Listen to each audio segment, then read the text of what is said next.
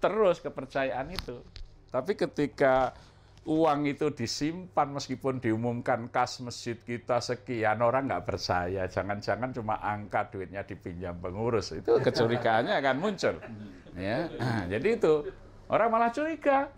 Jangan-jangan cuma dilaporkan angkanya, begitu diperlukan nggak ada. Remaja mau buat kegiatan gitu susah minta uang, ini mau ini susah minta uang, padahal saldonya banyak. Ya mungkin uang hanya angka saja, misalnya uangnya real sedang dipakai oleh yang bersangkutan. Ini sering terjadi begitu. Jadi ini trust, ya kepercayaan. Soal kemampuan itu belakangan, karena Allah menjanjikan walladzina jahadu fina lanahdiyanahum subulana. Barang siapa bersungguh-sungguh di jalan kami, jalan Allah, Allah akan berikan jalan-jalannya. Jadi nanti jalannya akan ketemu saja. Ya, yang penting kesungguhan.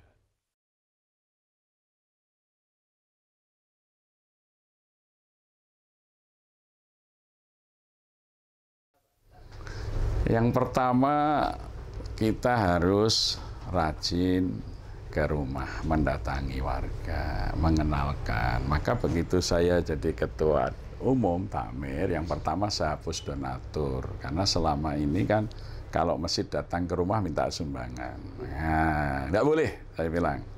Oh, nanti kalau nggak ada, saya bertanggung jawab. Kalau perlu rumah saya jual untuk nyukupi kebutuhan masjid. Pokoknya masjid tidak boleh minta ke masyarakat. Kalau masyarakat nyumbang, kita terima. Masjid sekali-kali tidak boleh datang ke rumah warga minta sumbangan. Itu mengganggu perasaan. Wah, nanti kalau aktif ke masjid sebentar-sebentar dimintai sumbangan. Kesan orang kan begitu. Ya, nggak boleh itu. Bagi saya loh, nggak boleh. Karena orang awam itu nggak suka. Wah, jangan aktif di masjid. Nanti kalau aktif sebentar-sebentar ada kegiatan dimintai. Kalau nggak aktif kan nggak pernah dimintai. Ya, maka ini kita hapus. Orang marah-marah datang.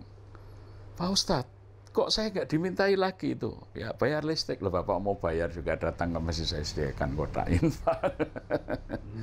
Ya, tapi kalau kita berkunjung ke rumah, kita bercerita tentang kegiatan masjid. Pak, masjid sekarang ada kegiatan pengajian, membaca Al-Quran bagi yang belum bisa, belajar sholat. Ya, kita pamit.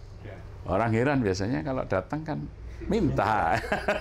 Jadi itu image itu harus kita rubah. Jadi tetap silaturahim. Silaturahim, tapi tidak boleh minta. Tidak boleh minta, itu prinsip. Orang itu kadang-kadang sedang nggak enak datang dimintai sumbangan, itu mengganggu. Kalau hatinya sedang lega, biar aja datang kalau mau ngasih, kan gitu. Jadi datang akhirnya justru lebih banyak. Nah, kalau mau dulu kami bongkar masjid ini ya, saya anggarkan waktu itu hanya 250 juta. Saya bongkar, kita mulai. Kami hanya membuat spanduk baliho, mohon maaf jika ibadah Anda terganggu, masjid Anda sedang kami perbaiki. Itu. Orang pada datang, Pak ini sudah ada dananya? Insya Allah sudah, saya bilang. Loh kok kami nggak dimintai? Kami juga mau nyumbang. Silahkan kalau mau nyumbang, saya sediakan kotak. Infak itu lubangnya besar. Mau isi banyak juga bisa. Zaman gini Pak buka rekening. Oh ya insya Allah kita besok buka rekening. Gitu aja. Ternyata tahun, nggak sampai 1 tahun, 11 bulan itu masjid selesai dan dana terhimpun 2,1 miliar. Kebutuhannya? Tanpa meminta, 250 juta. Susu. Saya bilang, Pak, nggak buat proposal, Pak Ustadz ini kan linknya banyak. Nggak, proposalnya kepada Allah saja. Ya, presiden, menteri agama, bupati, wali kota itu miskin dan kikir, kalau dimintai sumbangan beri sedikit. Allah itu kaya, kalau dimintai pasti memberi lebih banyak. Nah itu prinsipnya minta kepada Allah. Proposalnya itu kepada Allah saja. Ini rumahnya Allah kok, pasti Allah menyelesaikan. Ini yang sekarang kita gunakan untuk rumah isolasi jamaah itu. Kita beli 15 miliar. Ya, waktu itu mau dibeli oleh Siloam. Saya bilang saya yang punya ini, Siloam untuk apa? Mau buat rumah sakit 5 lantai. Wah, masjid kita nggak kelihatan. Bagaimana kalau dibeli masjid saja? Pertanyaannya, masjid punya duit Pak? Katanya. Saya bilang insya Allah. Saya beri waktu 1 bulan katanya. Ya, saya tidak minta sumbangan. Saya unggah di grup WA jamaah. Insya Allah masjid mau membeli rumah di Jalan Jogokaryan 68 15 miliar. Alhamdulillah kita sudah punya modal 50% niat, 50% doa. Saya mohon dibantu berdoa. Itu aja. Alhamdulillah. Hari ke-23 itu sudah ada orang yang bayar semuanya, selesai. Lunas cash. Berapa orang? 1 orang. Wah, luar biasa. Jamaah. Ya, ada orang yang menghubungi saya, kemudian dah yang saya beli saya aja Pak. Oh ya, silakan. Luar biasa. Yang penting digunakan untuk masjid. Jamaah sini? Dari luar kebetulan. Jadi Allah itu maha kaya, menggerakkan siapa saja. Kita nggak usah minta kepada makhluk itu mengecewakan. Beliau taunya dari mana? Ya enggak tahu, ada yang nge-share barangkali dari apa yang saya unggah di grup itu. Kemudian minggu pertama saya ditelepon, Pak Kiai saya mau ketemu. Oh ya, terus dia nanya, kenapa harus dibeli? Saya jelaskan masalahnya. Terus harganya berapa itu? 15,5. Harus dibeli semuanya. Ya memang begitu, kalau enggak itu mau digunakan untuk membangun rumah sakit. Saya gojek aja. Mungkin kalau punya uang saya pinjam, itu jaminannya itu setahun lah nanti saya kembalikan. Beliau tidak jawab, tapi minggu berikutnya beliau nelpon lagi, saya disuruh datang, biasa ngumpulkan anak, istri, anak keluarganya, karena beliau sudah, anak-anaknya sudah jadi lah.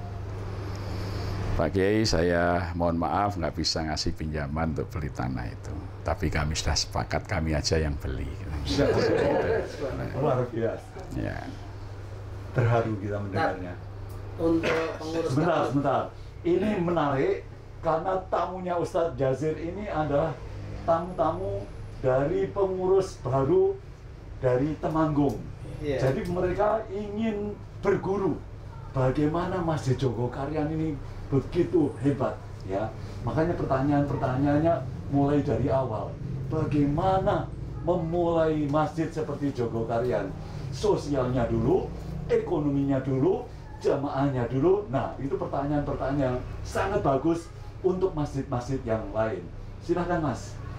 Ini untuk merubah mindset dari takmir, mindset yang tadinya mindset yang tadi dikatakan Ustadz, itu era dulu. Nah, kita bisa totalitas pasrah kepada yang memiliki rumah. Ini gimana, Pak? Ya, yang pertama bahwa kita tahu Allah inilah yang punya masjid, dan kita ini ditunjuk untuk merawat rumahnya Allah. Bandingkan saja orang jadi orang yang bekerja merawat istana presiden aja digaji oleh negara. Masa ini merawat rumahnya Allah tidak digaji oleh Allah, kan gitu. Ya, kita melayani tamu-tamu Allah di sini, maka harus dilayani sebaik-baiknya. Itu prinsipnya demikian. Ya, satu contoh sederhana tadi, kita bisa membagi sembako rutin, kita membagi beras. Itu kita ingin memberikan yang terbaik. Kita ingin memberi pelajaran pada pemerintah. Kalau membantu orang miskin seperti Raskin itu jelek kualitasnya. Kalau masjid enggak, yang dibantu kan harus yang terbaik. Maka kita berpikir supaya berasnya baik, kita nanam padi sendiri. Nah, bukan. Nah, satu saat kita ini mau beli sawah. Supaya bisa nanam padi yang bagus. Di daerah Moyutan ada sawah dijual, diiklankan di koran, kita datangi. Sudah tawar-nawar jadi, ketika di notaris, pemilik rumah sama notaris nanya, ini nanti atas nama siapa? Atas nama masjid, Pak. Loh, kok masjid beli sawah untuk apa? Kita jelaskan, untuk memberi bantuan sembako warga rutin, warga miskin kita banyak. Kalau gitu Pak, nggak usah dibayar, saya wakafkan saja untuk masjid. Akhirnya kita nggak bayar. Subhanallah, luar biasa. Ya, itu kita unggah di berita media sosial kita. Ada PR dari Syekh Syakib Arsalan. Ya. Bukunya berjudul tentang Limada ta'akhara al-muslimun walimada taqaddama ghairuhum. Mengapa orang muslim itu mundur dan mengapa orang selain muslim itu malah maju? Nah, kalau saya tadi berpikir masjidnya seperti Jogokarian semua, seluruh Indonesia ini yang masjidnya hampir 1 juta, maka kalau satu masjid mengurus 300 jamaah sudah selesai itu. Yang dirisaukan oleh Syekh Syakib Arsalan itu mungkin sudah selesai. Ya. Bagaimana?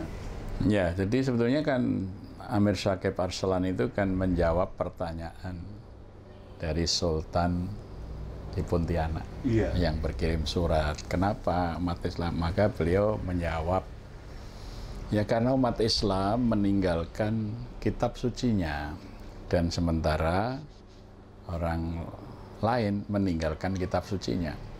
Jadi ketika orang Barat meninggalkan Bible, mereka maju. Tetapi ketika umat Islam meninggalkan Quran, mereka mundur. Nah, oleh karena itu bagaimana Al-Quran itu diaplikasikan, ya, termasuk di dalam hal ini adzan. Adzan itu artinya mengorganisir, memanage, bukan meneriakkan lafadz adzan. Ya, contohnya ketika dalam surat Al-Hajj Allah perintahkan, ya, di dalam ayat tentang haji, fa'adzin finnasi bil hajj, dan adzanilah manusia untuk berhaji. Maka kemudian ada menteri haji, ada dirjen haji, ada masyarakat buat kelompok bimbingan ibadah haji, swasta mendirikan biro perjalanan ibadah haji. Maka haji sampai harus dibatas-batasi. Nah, sementara sholat itu tidak ada direkturnya, dirjennya nggak ada di Kementerian Agama. Masyarakat tidak membuat kelompok bimbingan ibadah sholat. Tidak ada swasta yang memberikan pelayanan bagaimana orang mengerjakan sholat. Maka sholat masih sepi-sepi saja, masjid belum penuh. Nah, karena belum adzan, baru meneriakkan kalimat adzan, belum melaksanakan adzan.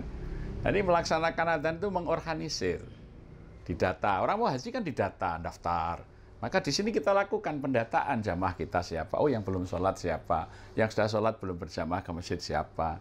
Nah, itu namanya adzan. Ya. Memanajemeni adzan. Ya, adzan itu kan manajemen. Perintah memanage masyarakat supaya bergerak ke masjid. Dan ini tugas konstitusional, ya. Artinya apa? Di dalam konstitusi kita, Indonesia merdeka kan atas berkat rahmat Allah yang Maha Kuasa. Nah, maka kalau ingin mencapai tujuan Indonesia merdeka, rakyatnya harus digerakkan ke masjid. Karena ketika rakyat kita berdiri di pintu masjid, dia akan mengatakan, Allahumma ftahli abwaba rahmatik. Ya Allah, bukakan untuk kami pintu rahmatmu. Maka akan turun pintu rahmat Allah itu dibuka, turun rahmat, cita-cita kemerdekaan ini tercapai. Ini 75 tahun belum merdeka karena negara tidak melaksanakan kewajiban menggerakkan rakyatnya berjamaah ke masjid.